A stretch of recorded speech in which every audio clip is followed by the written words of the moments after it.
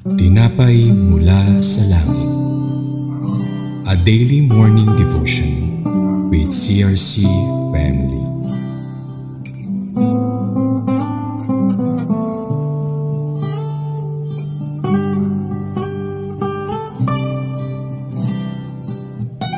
Mapagpalang umaga o maulan na umaga po sa lahat. May tropical storm po tayo ngayon na ang pangalan ay Bagyong Krising. Pero salamat sa Panginoon, papalabas na po ito ng Pilipinas. Ako po ang inyong lingkod, Reverend Jonas, mula po sa CRC Chess, 13 Martires City, Cavite. Nandito po tayo muli para pagbulay-bulayan ang God's instructions to Joshua. Instructions for the action against the city of Jericho. Para pabagsakin ang Jericho wall o pader na nagsisilbing muog, mapasok, masakop nila ang lupang pangako ng Diyos, ang lupang Kanaan. Pero bago po yan, tayo po ay manalangin muna para humingi tayo ng karunungan na mula sa Diyos. Tayo po ay manalangin. Panginoon, salamat po sa umagang ito. Salamat sa panahon, na magandang panahon, bagamat umuulan, magdamag, dalangin namin, Panginoon, na ang inyong mga lingkod, ang inyong mga minamahal ay nasa maayos na kalalagayan. Kahapon po, wala pong pasok sa mga eskwelahan. Dineclare po ng aming governor dahil po sa paghahanda sa kaharapin naming bagyo na ang pangalan Bagyong Krising. Kaya salamat po sa iyong kagandahang loob, sa inyong biyaya na kami, Panginoon, ay nasa maayos na kalalagayan. Tunay kang mabuti kang Diyos. Kaya marami po salamat sa aming pong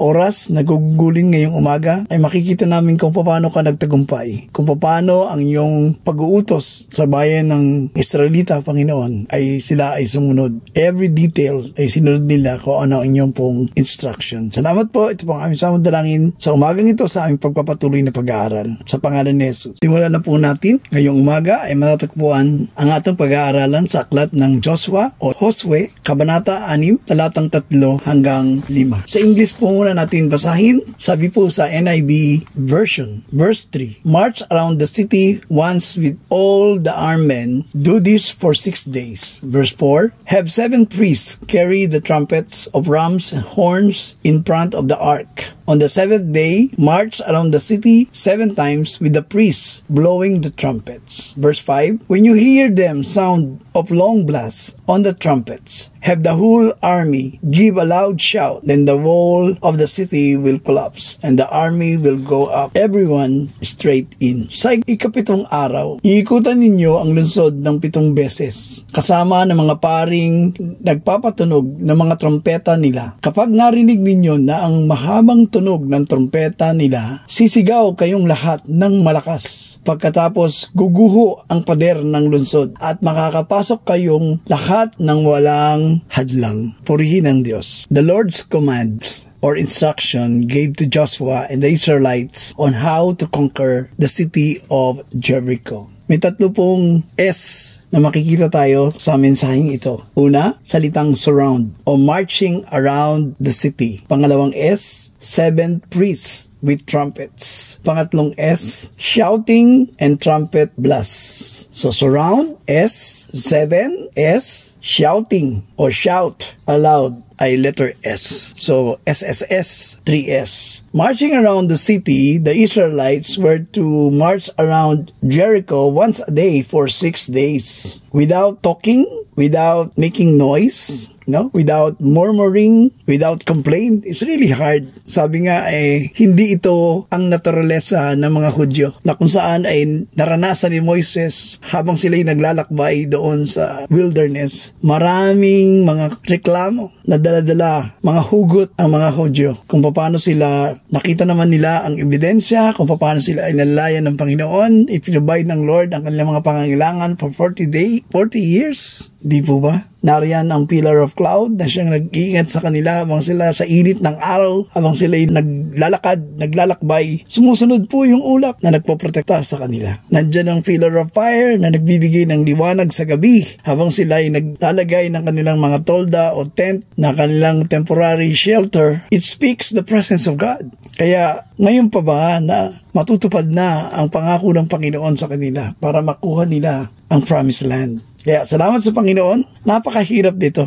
Sabi nga unconventional. Hindi natural na gagawin ng mga anak ng Diyos. Kaya wala silang ibang gagawin kundi ang sumunod and have faith in the power of God. Pangalawa, the seventh priest. Ano po ang instructions? 7 times. Iikot. On the 7th day, sila ay sisigaw. Kaya po talagang kakaiba ito na pinagagawa sa kanila ng Panginoon. The 7th priest carrying ram horns na ang tawag po doon ay safar o safars were to proceed the Ark of the Covenant, or gagawin nila ito in front of the Ark of the Covenant, which is the presence of God.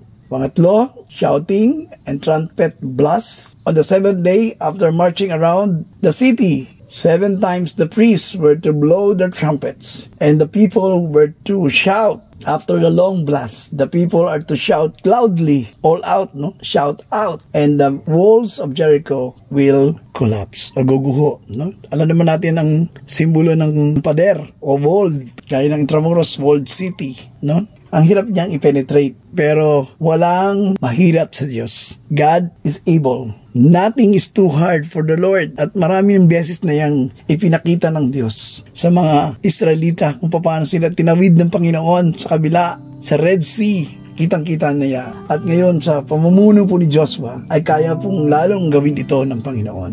So, ano pong significance nito? Faith and obedience. God's powers and intervention. Trusting God's plan and timing, even it seems unnatural, even it seems unconventional. Mahirap gawin ng mga Israelita ito, sabi ko nga kanina. Mga raming may ingay, maraming mga nagmamarites, maraming mga reklamo, bulong-bulong, nguy-nguy ang tawag nila. Pero alam natin, ang plano ng Diyos ay makapangyayari. And lastly, obeying God's instruction even when they require faith and step out of their comfort zones. Talagang sasabihin ng ilan, dito na lang, upo na lang ako.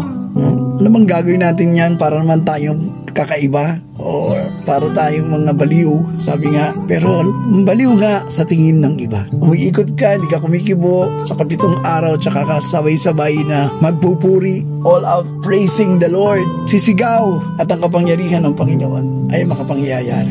So salamat sa Panginoon sa araw na ito, sa ating pag-aaral ng kanyang salita. Sa pangalan ni Jesus, Amen. Tayo po ay manalangin at magpasalamat sa ating Panginoon sa ating pinag-aralan. Sa maikling oras ay marami tayong matututunan, lalo na ang salitang tinalakay natin, surround, 7, and shout. Sabi nga, shout for joy.